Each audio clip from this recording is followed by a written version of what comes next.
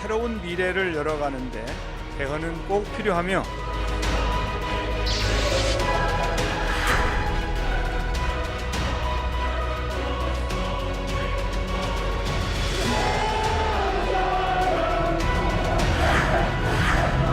이룩해서 역사상 처음으로 여야 민주발전을 이룩해 번영된 민주 이번 선거 결과는 헌정사상의 영성의 개혁을 이룩하기 바라는 위대한 국민의 이야기를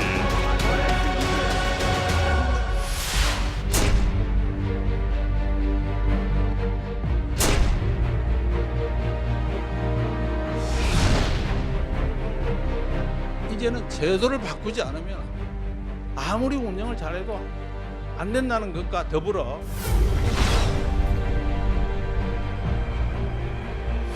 개헌을 우리가 뭉쳐서 노력하면 실천할 수 있는 이러한 호기가 도래했지 않느냐.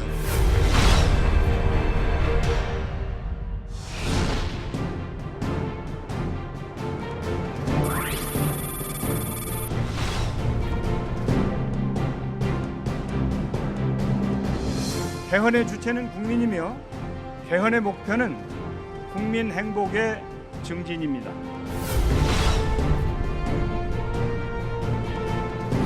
개헌을 완료할 수 있도록 이 자리를 빌어서 국회의 협력과 국민 여러분의 동의를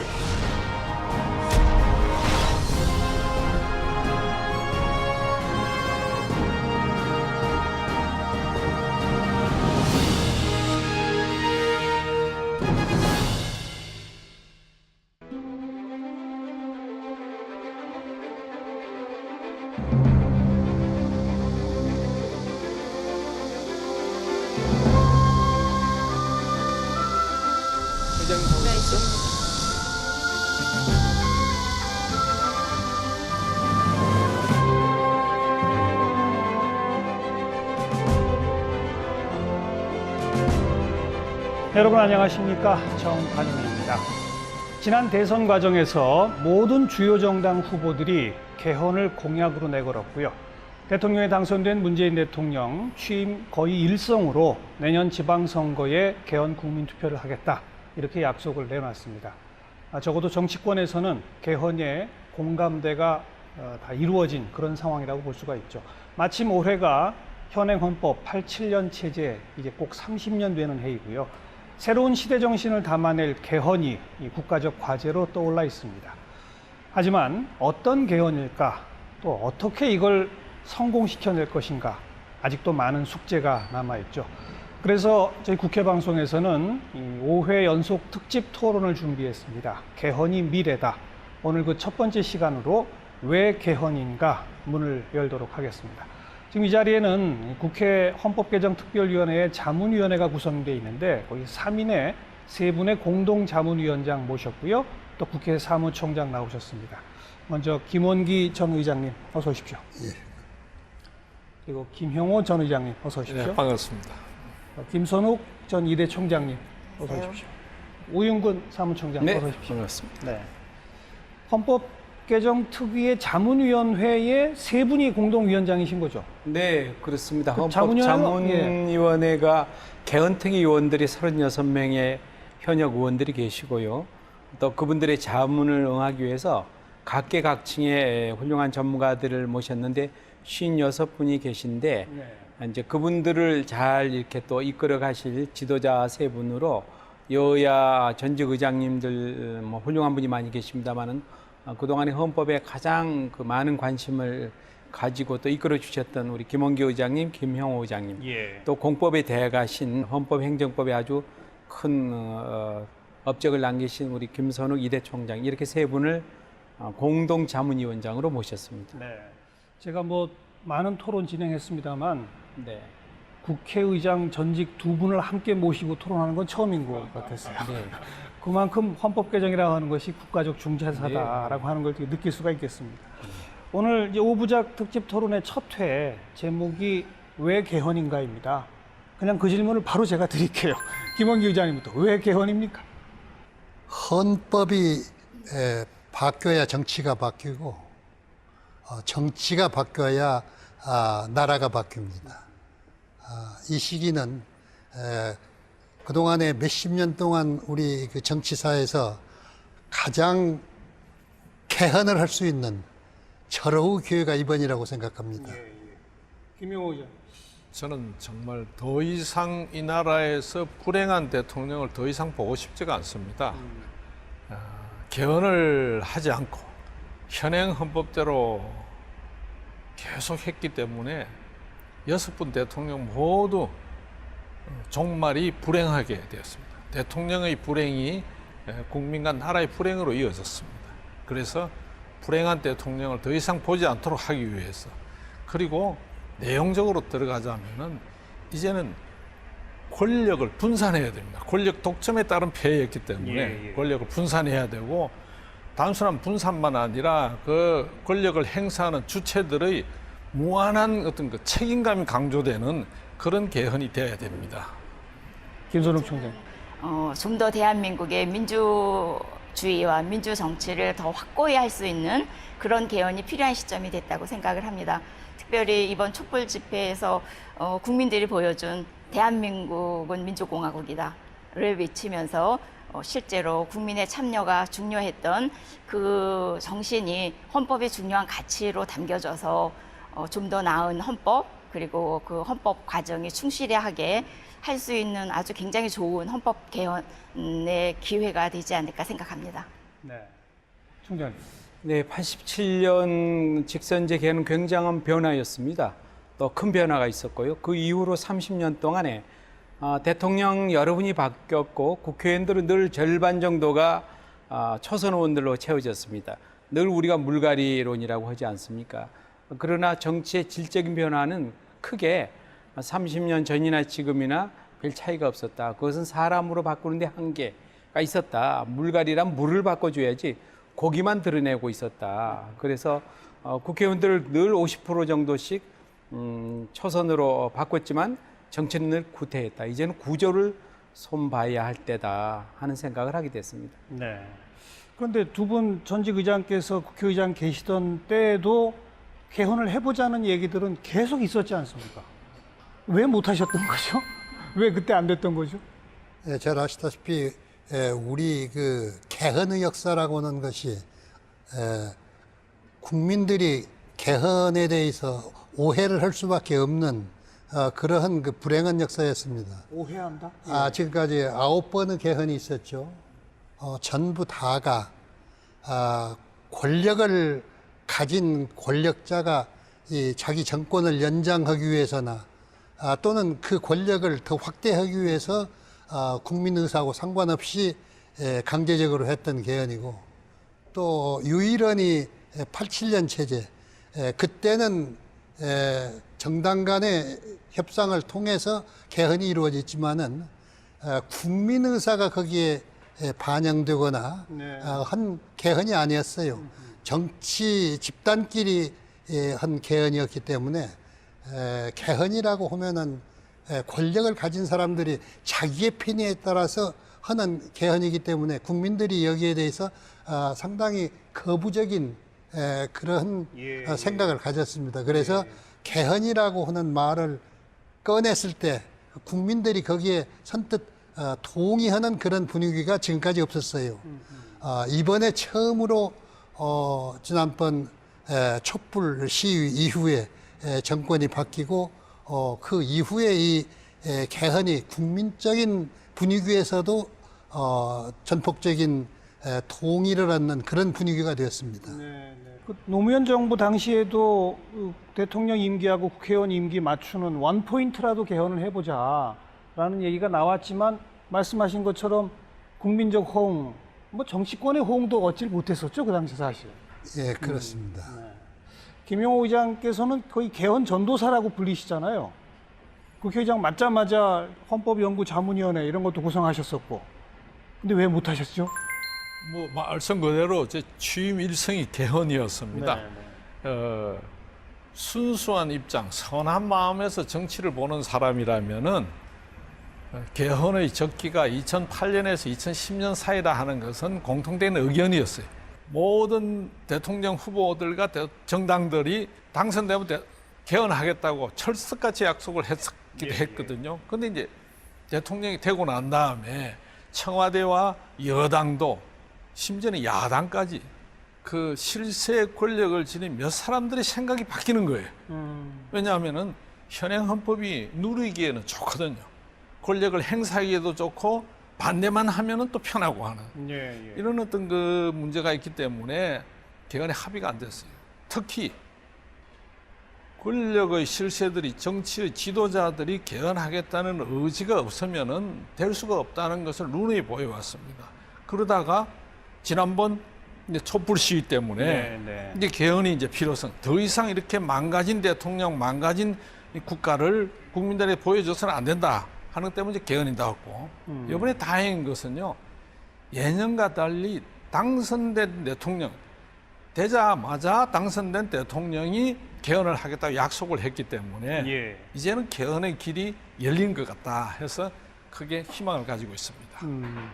아까 처음에 김선욱 총장께서도 촛불 집회 얘기하셨고 지금 두 분 의장님께서 촛불 집회 얘기하셨고 세 분 다 공히 촛불 시위, 촛불 집회를 언급하셨는데 이젠 그건 국민들도 이제 개헌을 자기 문제로 본다? 이렇게 봐도 될까요?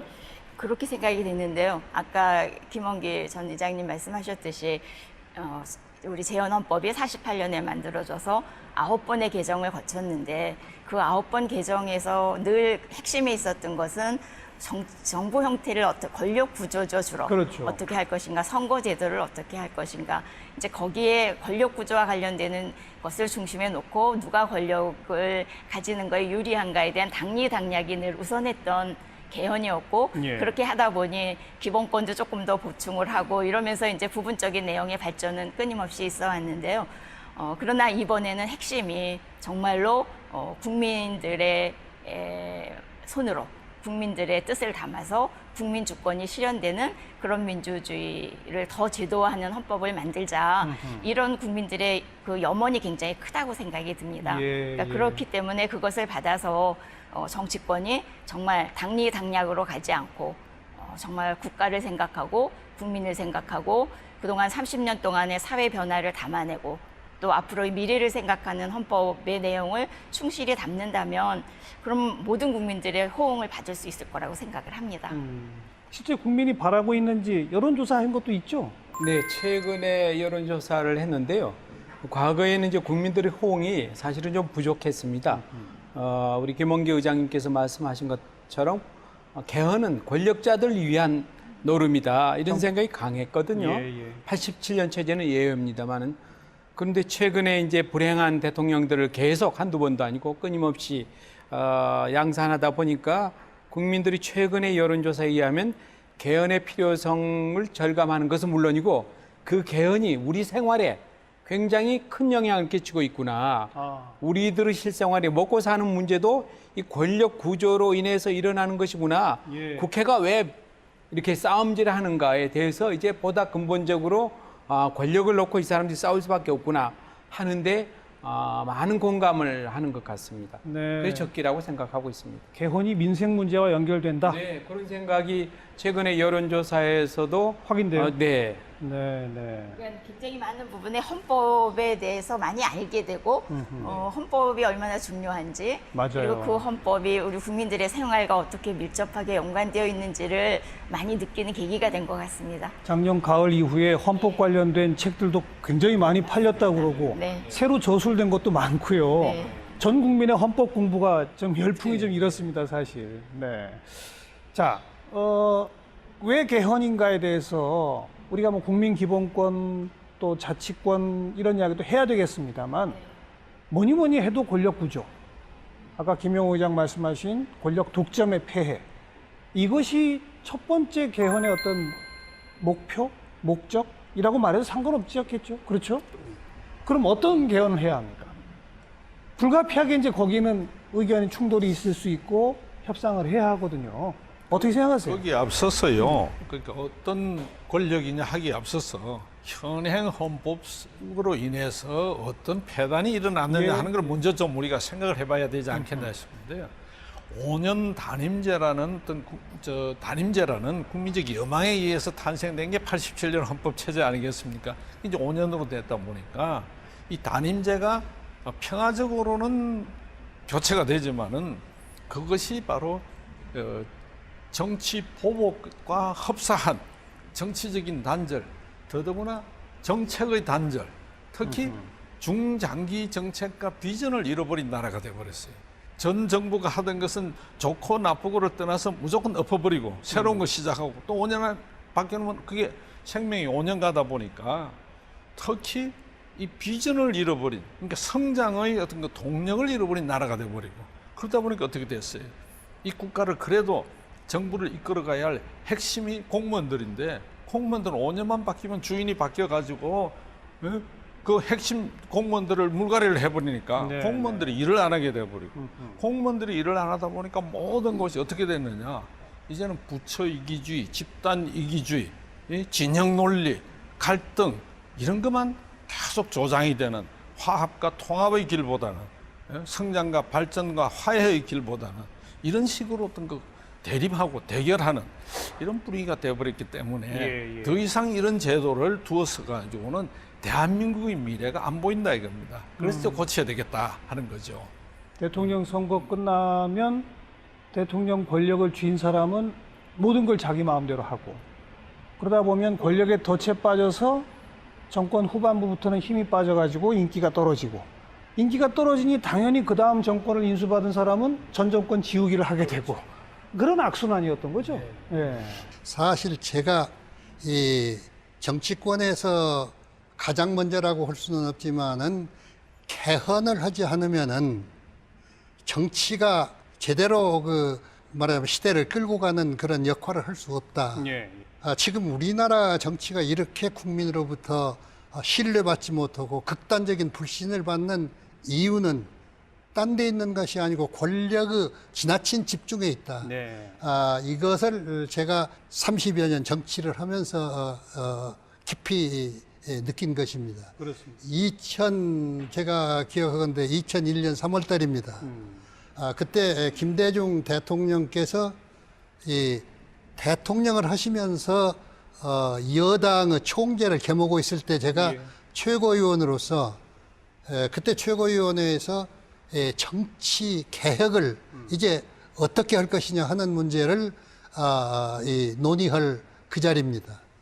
저는 그때 이 대통령 밑에 있는 최고위원이지만은 지금 여기에서 논의하는 어떤 정치 개혁도 모든 권력이 대통령 한 사람한테 집중되어 있는 우리 대한민국의 이 제왕적 대통령제, 이 구조를 근본적으로 개혁하지 않고는 딴 어떤 개혁도 의미가 없다, 이런 주장을 했는데 그것이 상당한 그 반향을 일으켰습니다. 제가 체험컨대 권력이 대통령한테 집중되어 있기 때문에 국회도, 국회의원도, 또 모든 지식이나 국민들까지도 정치하면은 정치의 가치는 대통령 권력이다 하는 고정관념이 오랜 세월에 걸쳐서 그것이 거의 DNA 비슷하게 굳어져 있었어요. 맞습니다. 그래서 이 국회의원들이 국회에서 이제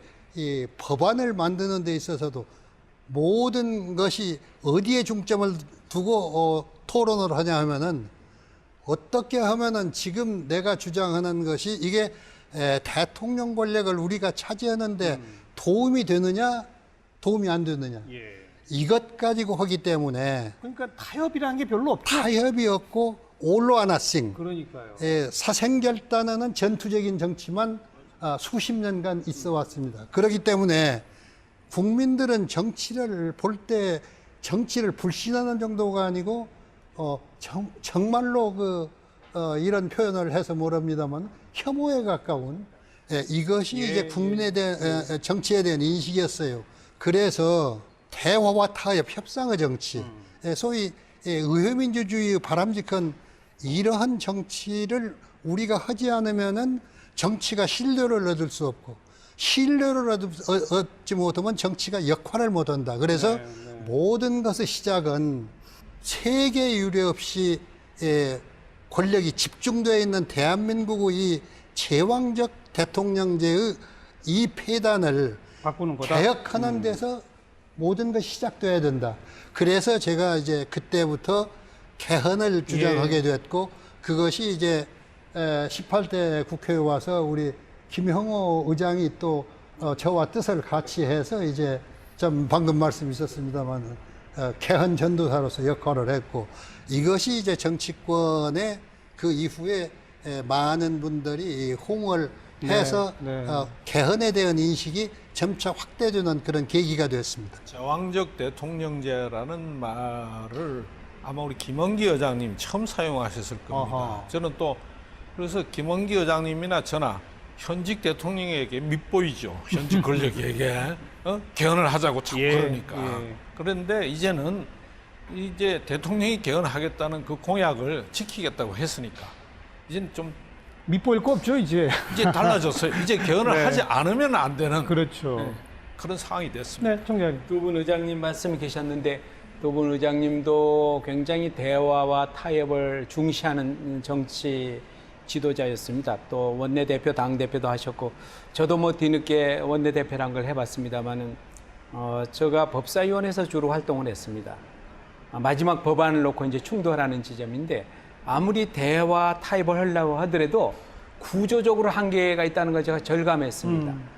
그래서 당시에 제가 헌법책을 썼는데요. 국회가 뭐 하는 곳인가 하니 대권 고지를 향하기 위한 베이스 캠프에 불과하다. 네. 이게 국민을 생각하고 민생을 생각하기보다는 저 고지를 향하기 위해서 베이스 캠프를 차려놓고 전투를 4년마다 또는 5년마다 벌리고 있는 곳이다. 제가 그런 생생한 체험을 글로 썼습니다마는 그래서 이 승자 독식 구조 또 갈등이 일상화된 나라. 예. 그래서 내일 일을 예측을 못합니다. 우리 국회 협상을 하지만 한 달 스케줄을 세운다는 건 불가능합니다. 우리 정치 현실에서는 내일 뭐 무슨 일이 일어날지 의원들이 알지를 못하는 이게 구조적인 요인이다. 그럼 어떻게 구조를 바꿔야 할 것인가? 제가 그때 OECD 국가 34개 나라의 헌법을 번역해서 한번 다 읽어봤습니다. 34개 나라. 그리고 헌법학회에다가 영역을 줬는데 결과가 거의 자명했습니다. 예. 우리나라와 같이 대통령에게 또 청와대에게 또 권력기관에게 권력이 독점된 나라가 34개 OECD 국가 중에 불과 두세 나라에 불과하다. 예를 들자면 멕시코, 한국 같은 나라입니다. 멕시코 6년 단임제거든요. 멕시코 가면은 그런 얘기합니다. 신은 6년마다 죽는다.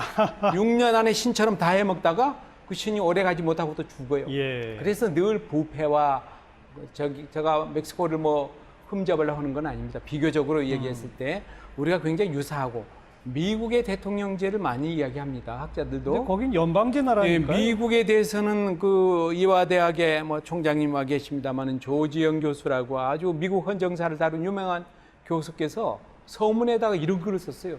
미국은 대통령제 중심제 나라라고 말한 건 잘못됐다.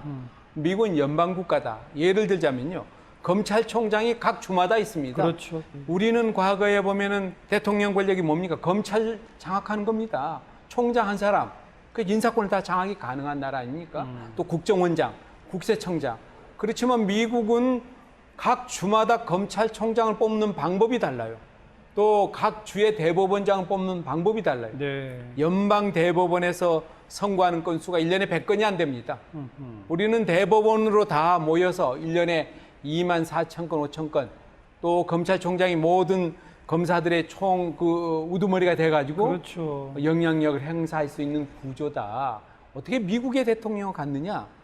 그래서 이번에 비교할 수 없죠. 예, 그래서 이번에 이제 권력 구조와 관련해서는 대한민국 갈등이 많기 때문에 이제는 멕시코와 같은 그런 낡은 구조를 유지해서는 안 된다. 협치가 가능하도록 인간에게 맡기는데 한계가 있으니까 구조를 좀 바꾸자. 그래서 두 분 의장님도 많은 연구를 하시고 총장님도 하셨습니다만 분권형 쪽으로 가자. 이런 데는 상당히 지금 여야 의원들이 동의를 하고 있습니다. 분권형으로 가는데 과연 좀 더 세세한 내용의 대통령을 직선제로 하느냐, 또 4년 중임제로 하느냐, 총리를 어떻게 하느냐.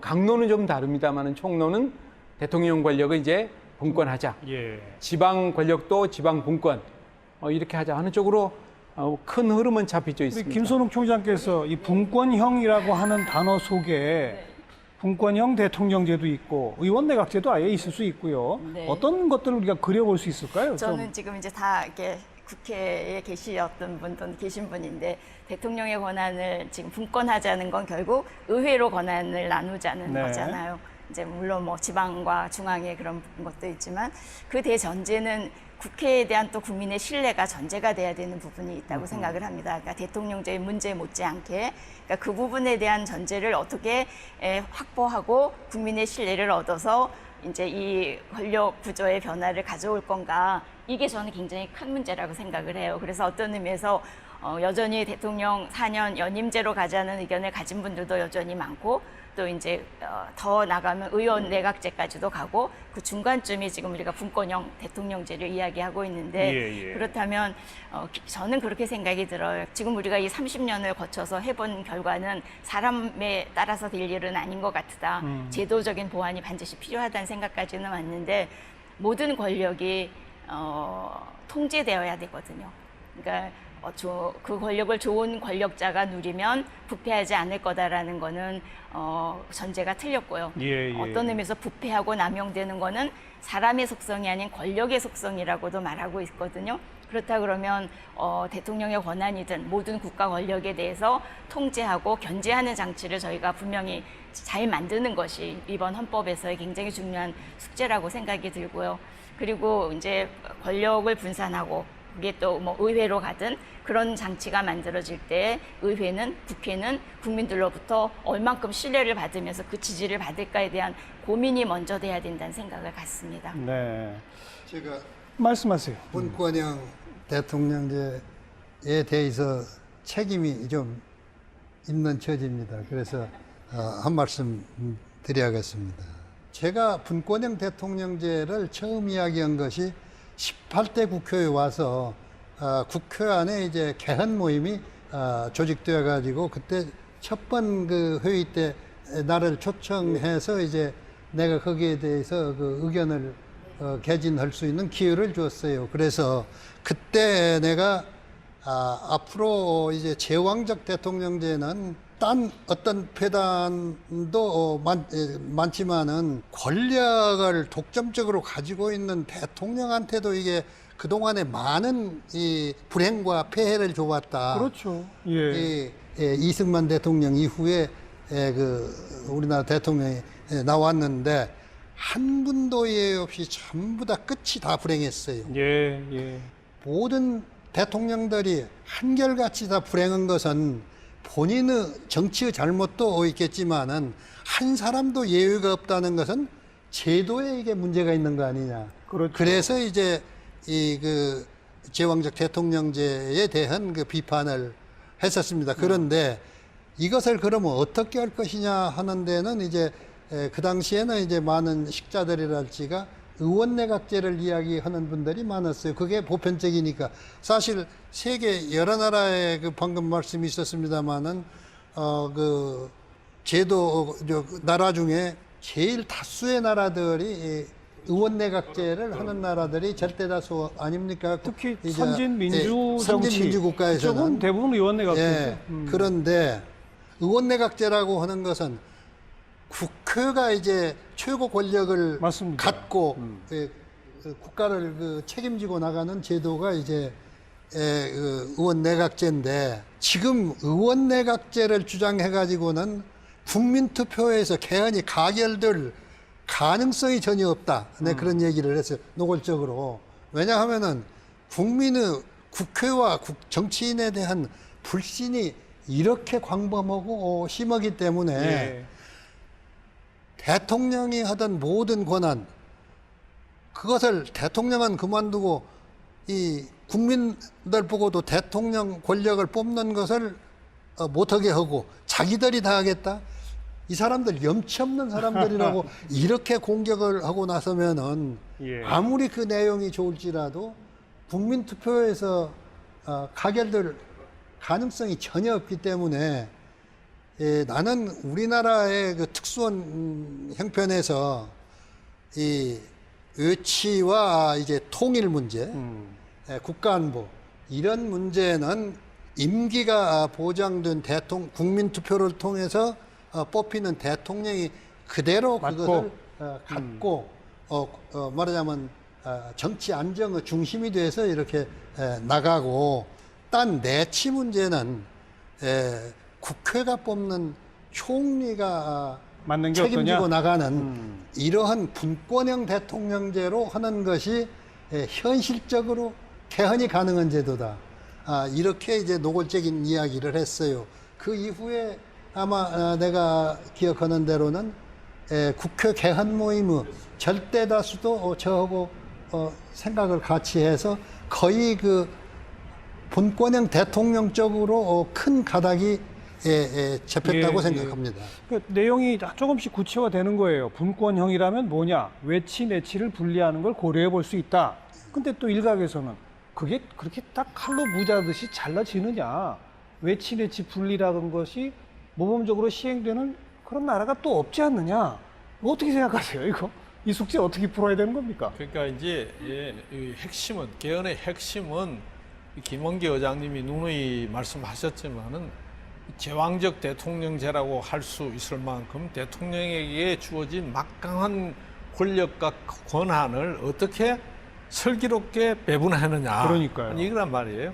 어쨌든 대통령의 권한을 나누는 방법은 국회로 주는 것과 아니면은 대통령 내부, 행정부 내부의 권력을 다시 쪼개는 방법이죠. 그 쪼개는 방법 중에 대통령과 하나가 총리의 대통령 총리든 뭐 분권형이든 뭐 이런 것이 나오는 거란 말이에요. 그리고 국회도 일정한 권한이 가야 됩니다. 네. 가야 되는데 국회가 왜 욕을 먹느냐, 여러 가지 이유가 있겠지만 한마디로 얘기하란다면은 국회는 권한에 상응하는 책임을 지지 않는 모습을 보이고 있기 때문에, 그러니까 이번 개헌을 통해서는 국회의원의 그 책임성을 특별히 명기하고 강조하는 그런 개헌이 되면은 국민들이 국회를 바라보는 시각도 달라질 것이고 국회도 국민에게 다른 모습을 보일 것이다 하는 것입니다. 그리고 마지막으로 분권형 제도도 여러 가지가 있습니다만은 분권형이라는 것은 왜 나왔느냐 하면 결국 대통령 권한을 어떻게 좀 효율적으로 분리해서 책임을 분산시키느냐 하는 거 아니겠습니까? 그래서 이 부분은 여러 분야에서 연구가 많이 됐는데 많이 됐죠. 지금 우리 사회자 말씀처럼 외치와 내치로 하자 하는 거는 이제 쉬운 이제 방법이죠. 방법이 쉬운 것은 또 반드시 결과가 좋아진다는 법도 없는 거예요. 이는 지금 현대 21세기 사회에서 이 두부 못 자르듯이 이렇게 분리할 수 있는가 하는 것도 어렵죠. 생각해 볼 수가 있는 것이고 또 하나는 얘기가 조금 앞서가는지 모르겠습니다만 4년 중임제 뭐 이렇게 얘기하는데 우리나라가 논의 구조가 조금 더 복잡화되고 다양화돼야 되는 게 무슨 4년 중임제라는 식으로만 하면은 이건 8년 단임제와 마찬가지 결과가 나온다. 이게. 내용을 가지고 우리가 논의를 해야지 무슨 연수만 가지고 5년 단임제가 4년 중임제 한다. 이건 8년 단임제다. 이게. 그래서 그냥 조금 더 4년 중임제가 아니고 분권을 전제로 하는 4년 그렇죠. 중임제. 대통령의 뭐 아마 그렇게 권한을 될 어떤 거예요. 식으로 그러니까요. 합리적이고 효율적으로 배분해가지고 헌법을 개정하느냐 하는 이런 부분을 우리가 가야 된다 그렇죠. 이거죠. 예. 학계에서는 연구는 다 끝난 거 아닙니까? 사실 이제 선택의 문제 아니에요? 그렇죠. 다양한 연구는 엄청 많이 있습니다, 지금. 네. 학계 연구만 끝난 게 아니고 국회에서 말이죠. 제가 18대인데 18대부터 지금 20대죠. 개헌안이 안 나온 적이 한 번도 없고 네, 네. 여러 학계에도 아마 개헌안 말이죠. 이거 전부 합하면 한 50여 군데 될 거예요. 개헌안 나온 것은 이거 조합만 해도 돼. 그렇죠. 특히 이번에는 시민단체들이 만드는 맞아요. 개헌안이 여러 개가 있어서 예. 시민들의 참여가 이제 특별해졌다고 생각이 들고요. 아마도 이제 그 통치 구조가 가장 중요한 이제 부분이고 또 의견의 합치도 가장 어려운 부분일 것 같은데 의원 내각제로 가고자 하는 중간 단계인 셈이죠. 지금 분권형을 얘기하시는 거는 그렇다 그러면 아마 지금 국회도 정치개혁 특위가 마련될 예정이라 그러시는데 그러니까 내각제로 가는 또는 분권형으로서의 국회가 좀 더 많은 권한을 갖도록 하는 것에 대한 신뢰를 얻기 위한 뭐 정당제도에 좀 더 민주화라든가 또는 선거제도에 민주적인 제도가 그렇죠. 안착되는 거라든가 이런 기초적인 작업이 함께 가면 그러면 국민들로부터 호응도 받을 수 있을 거라고 생각을 합니다. 네. 그 두 분 의장님 말씀 이제 상당히 구체적으로 말씀하셨는데요. 저는 이제 분권, 제왕적 권한을 좀 나누자는데 총론으로 동의하고 다음에 국회가 왜 이렇게 악순환에 빠져 있는가? 그거는 뭐 저명한 정치학자가 국회에 와서 한번 연설한 적이 있습니다. 제가 모시고 아주 정확한 그 지적을 하고 있더라고요. 대한민국 국회 문제는 뭔가 아니. 늘 국회를 누구나 욕하고 비난하고 있지 않습니까? 정치하는 사람들 책임이 큽니다만은 이렇게 뭐 비판과 비난을 넘어서 혐오까지 금방 뽑아놓고 금방 또 욕하거든요. 그리고 50%씩 갈아치우는데 왜 그럴까? 이런 대목을 지적했어요. 그것은 국회를 계속 맹폭하고 비난하고 무능하게 만들어 놓으면 그러면 누가 이득을 볼 것인가? 국민에게 그 힘이 돌아갈 것인가? 그렇지 않다. 국회가 무능해지면 국민들이 유능해지고 국민들에게 혜택이 돌아가는 게 아니라 권력자 청와대가 그렇죠. 제일 큰 권력을 누리게 되고 검찰이, 국정원이, 국세청이, 언론은 또 누가 먹여 살리냐? 예. 대기업이 먹여 살리고 국회가 힘을 가지고 국회가 점점 해주면 상대적으로 권력기관, 다른 권력기관이 힘이 적어지는 거죠. 대통령, 검찰, 국정원, 국세청, 언론, 대기업. 그래서 국회를 유능하게 만들 필요가 있다. 그러려면 지금 저도 원내대표 시절에 국회가 이제 하는 일을 조금은 더 이제 깊이 있게 바라봤는데 예산 하나만 예를 들더라도 예산 처리되면은 솔직하게 제가 이 자리에서 표현하자면 원내대표 권한도 기재부의 과장만 못하구나 하는 걸 느꼈습니다. 예. 왜냐하면 국회는 발목은 잡을 수 있습니다. 통과를 안 시키면 돼요. 그러나 어떤 권한을 갖고 뭘 주는 건 거의 불가능하다. 예산이 이제 일례로 예산을 증액하려면 아무 권한이 없습니다. 삭감만 해놔요. 깎는 데는 소질이 있습니다. 막. 그러면 뭐 깎는 것보다 더 중요한 게 우리 지역구의 예산을 가져와야 될 거 아닙니까? 어떤 의원이 자기 지역구의 예산을 깎습니까? 남의 지역구를 깎죠. 가져오려면 정부가 증액 동의 권한이라는 칼자루를 쥐고 있습니다. 실제로 국회가 보면 굉장히 권한이 없어요. 그래서 야, 이게 정부를 어떻게 견제하겠는가? 그냥 막 싸우느라고. 그래서 하나 얻고 또 여당은 정부에 막 앞잡이 하느라고. 야당은 무조건 덤벼들고 정부가 잘 되면 안 되니까. 또 야당은 무조건 모든 걸 대통령 탓으로 돌리려고. 그래야 다음에 기회가 옵니다. 그렇죠. 그 권력이. 그래서 국회에 권한을 줘야 된다는 데 대해서 우리 국민들에게 절절하게 이런 실정을 좀 알려서 대통령 권한을 분산할 때 어떻게 할 것인가? 저는 국회로 정치의 축이 옮아가는 게 정상이라고 봅니다. 알겠습니다. 덧붙이자면 좀 옆길로 가는 게 아니라는 것을 얘기하기 위해서 예산 문제예요. 그 87년 헌법 개정이 되었을 적에 대한민국 예산이 불과 10몇 조였어요. 지금 예산이 얼마냐? 400조입니다. 400조. 근데 이 30년 동안에 헌법을 개정을 안 했기 때문에 12조를 다룰 때에 그 헌법을 가지고 400조 예산을 다루는데 예산 심사 기간은 불과 60일이에요. 그 60일을 가지고 400조를 제대로 다루기엔 턱없이 부족한 시간인데 또 국회의원이 또 비난받아야 할 이유가 그 60일도 제대로 예산 심의를 하지 않아요. 그러나 조금 더 본질적으로 이제 국민이 국회에 대해서 신뢰를 주고 또 국회의원이 제대로 예산 심의 등등 국회에서 일을 잘하는지 안 하는지를 엄격하게 감시하고 그리고 평가를 내린다는 전제 하에서 이 예산 심의 기간도 개헌을 통해서 이 헌법 조문에 있기 때문에 개헌을 통해서 확대해야 되고 나아가 예산 편성부터 대통령이 자기가 쓸 돈을 자기가 만들어 가지고 국회에 던져 가지고 지금 얘기한 것처럼 무슨 심의만 하라 이것도 안 된단 말이에요. 미국에는 이렇지 않잖아요. 그래서 예산 편성에서부터 국회가 국민의 대표기관으로서의 참여가 가능하도록 개헌이 돼야 되는 거예요. 그 다시 한번 강조하자면 그 전제는 국민이 믿을 수 있는 국회가 먼저 되어야 된다 그렇습니다. 하는 것입니다. 그 분명한 것은 역사적으로 입증된 것들은 이미 우리가 동의 안 할 수 없어요. 아까도 몇 번 언급되었습니다만 특히 유럽의 선진 민주 정치를 하고 특히 복지를 실현하고 있는 그런 정치일수록 국회는 의회는 다당제입니다. 어느 한 당이 과반을 차지하는지 거의 못해요. 7, 8개 정당이 서로 정책을 조율해서 연합해가지고 의원 내각제 형태로 그러니까 정치가 안정되고 국민 삶이 증진되더라. 이건 뭐 누구도 부정할 수 없는 답입니다. 우리도 이제 그 방향으로 가자는 거는 맞는데 우리가 당장 거기까지 갈 수 있겠느냐, 어디까지만 갈 것이냐, 이제 그걸 우리가 선택해야 하는 그런 지점에 있다. 그게 이번 개헌의 권력 구조에 관한 중요한 우리의 답이다. 이 정도 말씀 나누고 오늘 첫 시간이고 해서 국민 기본권이나 자치권의 강화도 이번 헌법 개정에는 꼭 들어가야 되니까 김 청장님이 조금 강조해 주시고요. 그다음 이제 마무리 토론을 이어가겠습니다. 네, 기본권 분과 저희 자문위원회에서도 엄청나게 많은 회의를 하면서 내용을 정리해 가고 있는데요. 기본권에 대한 부분은 그렇게 이견이 많지는 않은 것 같아요. 많은 부분에서 이제 사회 변화도 담고 또 기본권에 대한 강화이기 때문에 예를 들면 우리가 지금 다문화 국가도 되고 있고 근데 그런 이제 세계적인 인권 질서에 맞게 고치자는 부분에서의 큰 변화도 있고요.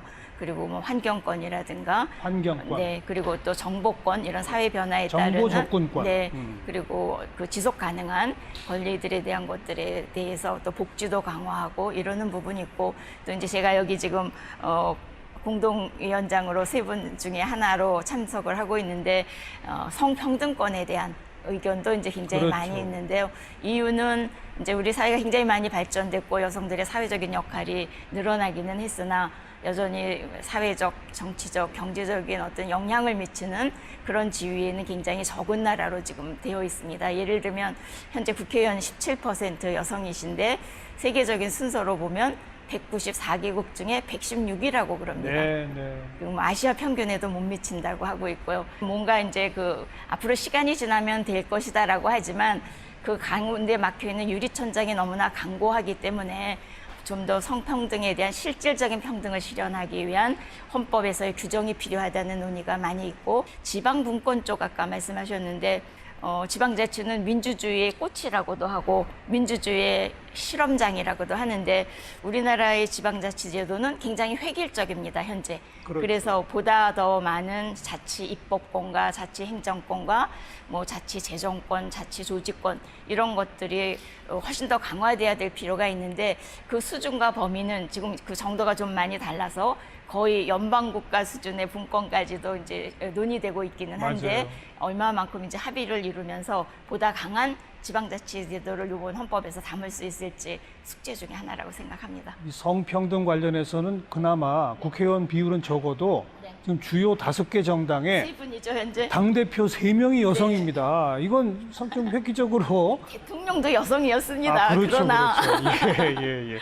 자, 이와 같이 이 제왕적 대통령제의 폐해를 극복하는 새로운 권력 구조에 대한 선택, 그다음 국민의 기본권, 그다음 자치권 강화, 뭐 대략 이런 것들을 중심 과제로 하고 있고 연동해서 이제 국회의원 선거제도도 좀 함께 고민해야 한다. 이런 의제들이 던져져 있는데요.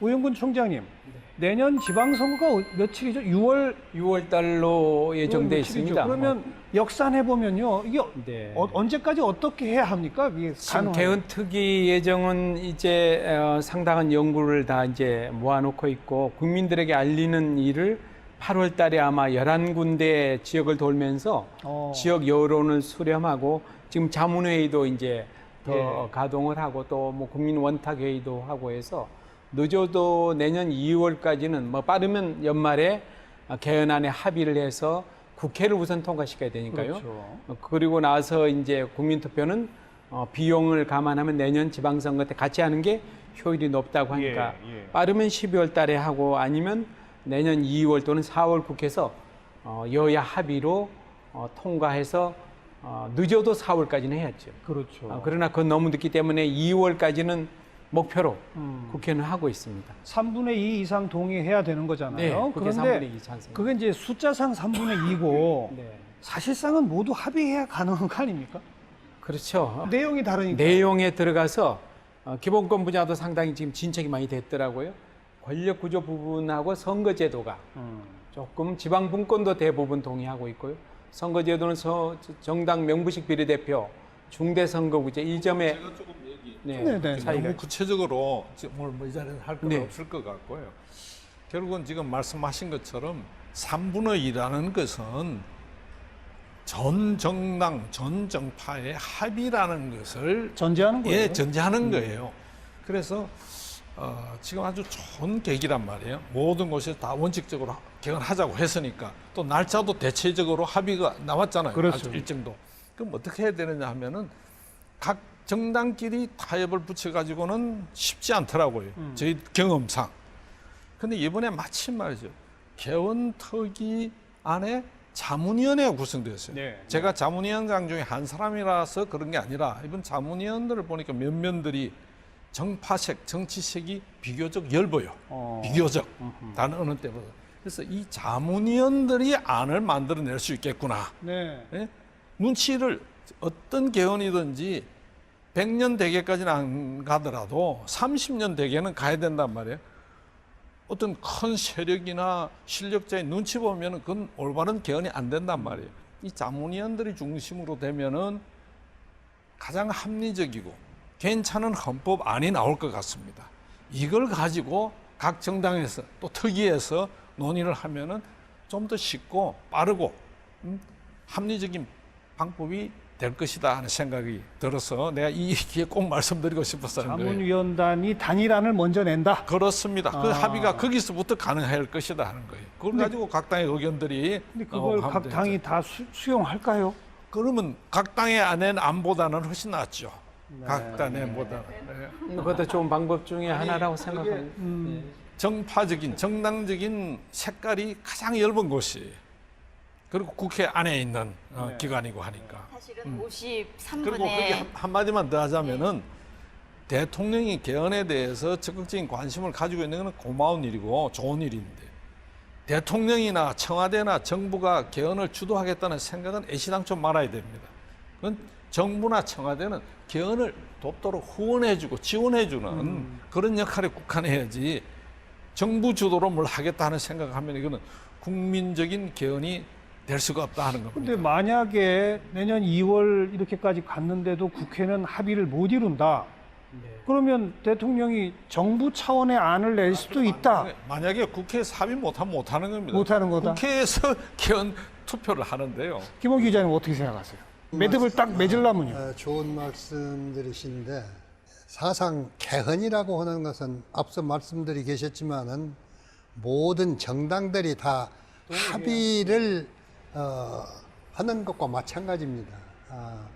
그렇기 때문에 개헌 특위에 참여한 분들, 뭐 자문위원이나 특위위원들 할 것 없이 개헌을 위해서는 자기가 이 길 아니면 안 되겠다고 하는 그런 신념이 있을지라도 자기가 좀 마땅치 않은 그런 안도 통일된 전체 안을 합의하기 위해서는 그것을 이쪽 그 의견을 주장하는 대신 그쪽 것을 받아주는 주거니 받거니 하는 이런 정신이 아니면은 개헌안은 합의가 될 수 없습니다. 그리고 대통령 이야기가 있었지만은 나는 그 전에부터 그런 얘기를 했어요. 대통령이 개헌을 주도하고 앞장서면은 될 개헌도 안 된다. 그런데 한 가지 명심해야 될 것은 어떤 좋은 개헌안도 대통령이 거기에 동의하지 않으면은 개헌안이 절대 통과가 안 돼요. 예, 그래서 이 대통령이 같은 생각을 가질 수 있도록 인내력을 가지고 야당들도 주장하고 설득하고 이러한 노력을 해야지 대통령을 배척하는 그런 심사를 가져가지고는 개헌을 포기하는 것과 마찬가지입니다. 제가 한 가지 말씀을 드리면은 18대 국회 때 제가 이제 17대 국회 이전부터 개헌을 주장했는데 18대 국회에 와서 이제 제가 17대 국회 마지막으로 이제 정계 현역 정치에서 은퇴를 했으니까 그럼에도 불구하고 개헌에 대한 생각은 내 필생의 과업이라는 생각을 버린 적이 없었어요. 그래서 그때 우리 김형호 의장께서도 기억을 하시겠습니다마는 제가 여야 가릴 것 없이 계속해서 만나고 설득하고 어떤 그런 개헌을 추진하기 위한 몸을 부탁을 드리고 만들기 위해서 노력을 했고 제가 김형호 의장이 저한테 했던 말이 기억이 나요. 이명박 대통령이 개헌에 좀 거부적인데 나보고 김 의장님도 그 주변을 말이지 김 의장님도 나서서 좀 설득을 해 주셔야겠습니다. 이 이명박 대통령한테 맥혀서 이게 여권이 잘 안 된다고. 그래서 제가 야당임에도 불구하고 이명박 대통령에 대해서 별로 그렇게 내가 좋아하는 처지도 아니면서 이명박 대통령에 영향을 미칠 수 있는 수석을 비롯해서 주변 사람들을. 청와대에 있는 그 사람들한테 전화해가지고 나오라고 해서 만나서 왜 이 이명박 대통령도 개헌에 동조를 해야 되느냐 하는 것에 대해서 설득 노력을 적극적으로 했어요. 거의 많이 만났어요. 참 애 많이 써주셨어요. 그럼. 김영호 의장이 또 저보고 이 자기 여당 설득하는데 좀 나보고 같이 나서달라고 해서 그렇게 했습니다. 노력은 많이 하셨는데 결국은 안 됐잖아요. 이런 비사가 있었다는 걸 몰랐죠. 내가 왜 이런 이야기를 하느냐 하면은 이 개헌을 추진하는 사람들은 당의 소속을 그렇게 이 염두에 두고 가리지 말고 모든 당이 똑같이 이게 합의하자면 안 된다고 하는 너무나 명백한 이 사실을 명심하고 그렇게 노력을 해야 됩니다. 지금 이 정당과 정당끼리 개헌의 뜻을 같이 하는 사람들은 이 정당의 경계를 생각하지 말고 넘어서라. 적극적으로 이 노력을 해야 돼요. 가능할까요? 그럼 해야지. 저는 지금 상당히 개헌에 대해서 찬성하는 분들은 정당의 한계하고 상관없이 상당히 그 소통을 하고 있는 분위기가 있어요. 19대 때 제가 그 모임을 이렇게 했는데요. 앞장서서 이렇게 뜻을 같이 한 의원들 모았는데 200명 정도가 됐거든요. 여야 합쳐서. 그분들이 모이면 당 색깔이 굉장히 옅어집니다. 다른 것들은 당 진영 논리가 좀 지배하는데 19대 말에 200명 정도가 모이면 아주 굉장히 화기애애하고 이 분위기면 되겠구나. 근데 20대도 막 이어지리라고 봅니다. 네. 또 하나 분명한 것은 권력을 쥔 사람은 자기 권력을 내려놓기 싫어서 집권 초반에 개헌에 부정적이 됩니다. 그렇지 않습니까? 그런데 현재 문재인 대통령은 자기 임기 1년 정도 되는 시점에 국민투표에 붙이겠다고 일단 약속을 했다는 점, 이게 중요하고요. 집권 후반부가 되면 다음번 권력의 윤곽이 떠오른단 말이에요. 그럼 그 사람들이 또 개헌에 반대합니다. 근데 지금은 그런 게 없지 않습니까? 요 두 가지 요인은 개헌이 성사될 가능성이 상당히 높다. 이렇게 볼 수 있는 거 아니겠습니까? 그렇습니다. 네. 요런 점을 좀 잘 감안해서 정당 간 협상이 이루어졌으면 가능할 수도 있을 것 같아요. 대통령께서는 국회를 존중하시고 국회는 국민을 존중하시면 될 일이라고 생각합니다. 제가 마지막으로 한 말씀 올리자면 19대 때 야당 원내대표 때 그때 대통령을 만난 자리에서 제가 직접 얘기했습니다.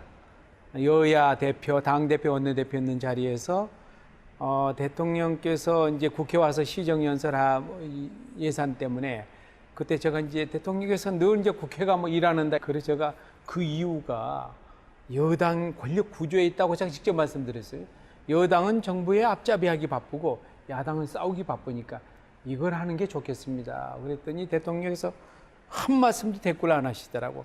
그러니 뭐 이 대화가 안 이어지죠. 개헌을 대통령 굉장히 중요합니다, 사실. 네. 대통령 의지가. 근데 이번에야말로 대통령 의지가 있기 때문에 가능하지 않을까. 여기 야당 의원은 안 계십니다만은 야당 그 정치인들한테 한마디 하고 싶은 것이, 내가 이명박 대통령이 되고 그때 야당하고 상당히 감정적인 대립이 있었어요. 그런데 이명박 대통령이 이제 국가 원로회의를 청와대 만들겠다고 해서 나한테 이제 여러 번 사람을 보내가지고 거기에 좀 참여해달라고 설득을 했었어요. 제가 3번을 거절했다가 나중에 뭐 때문에 내가 참여를 했냐면 한 2번 참여하고 그다음부터는 안 갔습니다만, 뭐 때문에 했냐면은 대통령하고 그 소통의 길을 내가 스스로 막아버리면은 안 되겠다. 그건 개헌을 주장할 자격이 없지. 그래서 내가 사실은 개헌 때문에 참여를 했어요. 예, 야당 정치인들도 대통령이 찬성해야 되기 때문에 대통령하고 그 문제에 대해서 대화하고 설득하려고 하는 해야죠. 그런 자세를 가져야 돼요. 결국은 그래서 아까 말씀하신 주거니 받거니 아니겠습니까? 그러면. 그게 이루어져야 되는 거겠죠. 자, 아까 우인근 총재가 말씀하셨는데 다시 한번 기회 마지막 발언 이게 국민들께 한 1분 정도씩 네 분께 한 말씀만 듣고 오늘 정리하도록 하겠습니다. 뭐 국민들께서도 이제 많은 생각을 하고 공감해 주시고 있습니다. 대통령께서도 그러고 여야 의원의 지도자들이 그러고 많은 분들이 바라기 때문에 정말로 이제야말로 정치가 제대로 되는데 개헌이 절대 조건이다. 필요 충분 조건이라고 생각합니다. 국민들이 정치를 신뢰할 수 있도록 국민도 함께 좀 정치인들을 잘 만들어 달라고 성원해 줄 필요가 있다고 생각합니다. 네. 김 총장님 마지막. 국가의 최고 규범인 헌법에 지금 개헌을 앞두고 있는데요.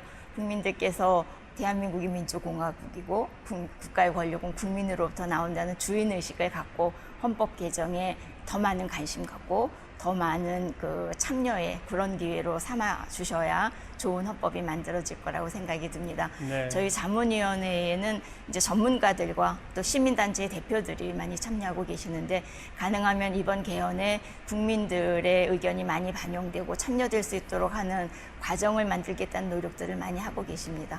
함께 좋은 헌법을 만드는 길에 동참해 주시는 게 필요하다는 생각을 갖습니다. 국민이 적극 참여해야 또 정치인들이 자기 권력 나눠먹기 식으로 안 하게 되거든요. 네. 그런 말씀이시죠. 네. 김영호 의장님 마지막 말씀. 작년, 금년에 이어서 우리 대한민국은 격동을 치렀습니다. 그러나 국제 정세, 한반도 주변을 둘러싸고 있는 이 국제 정세는 더욱더 요동을 치고 있습니다. 이제 우리는 국가의 안전이라는 것과 또 성숙한 민주주의로 가야 된다는 두 가지 중차대한 목표 앞에 있습니다. 그 해결하는 첫 단추이자 열쇠가 헌법의 개정입니다. 개헌입니다. 이제는 더 이상 권력에 의해서 국정이 농단되어서도 안 되고 권력을 위임받은 자가 무한한 책임감을 가지고 봉사하겠다는 헌신적인 법치 안에서 움직여야 되는 이런 성숙된 민주주의의 시대로 접어들어야 됩니다. 그것이 우리가 경제도 삶도 2만 불에서 3만 불, 4만 불 선진국으로 향할 수 있고 그렇지 못하면 나라는 좌절될 수도 있습니다. 누구든지 이 절체절명의 순간에 대통령으로부터 국민 모두가 개헌이 전부는 아닙니다만 개헌에서부터 나라가 새로운 판을 짜는 것이 시작이 된다 이런 생각을 가져야 할 때라고 생각합니다. 마지막 김원규 의장. 국민 여러분 그동안의 정치가 국민 여러분께 너무 실망을 드려서 올해 정치한 사람으로서 참으로 죄송합니다. 이제 정치가 근본적으로 달라질 계기가 왔다고 생각합니다.